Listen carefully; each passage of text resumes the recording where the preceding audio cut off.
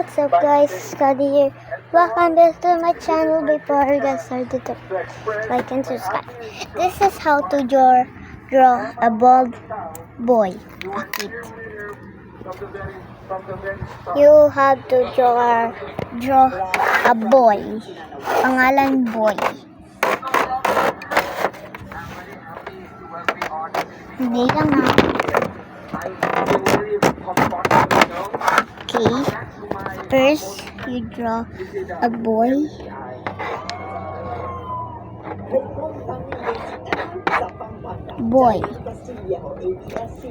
And ilayo natin kasi gagawa tayo ng boy, di ba?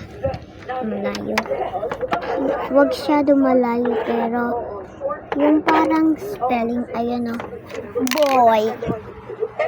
Hindi mo makita. Baliktad lang. Sorry. Tapos yun, di ba? Yung B. Hawakan mo yung edge niya. Tapos ganyan. Ilagay mo ng tapos ilagpas mo sa Y. Tapos ayan. Ayan. Ears. And nakakabagabag ang balikan.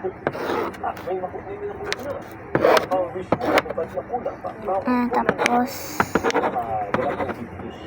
dapat meron.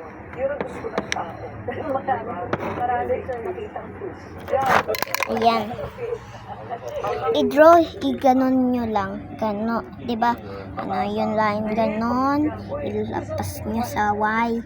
Tapos, gawa kayo ng ear. Tapos, yung B na lapas doon sa dulo. I-ganon nyo sa labas sa ear. Tapos, yung baba ay ganito. Layo.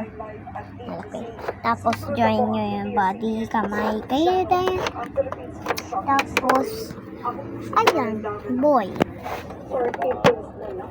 Ayun yung paggawa ng boy na ano, na galing sa boy.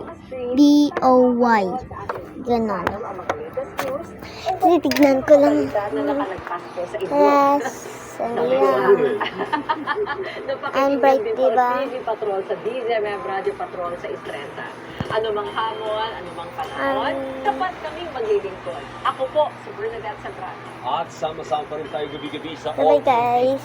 Ako naman po si Alvin. Bye-bye guys. See you tomorrow and God bless you. Bye. Don't forget to like and subscribe.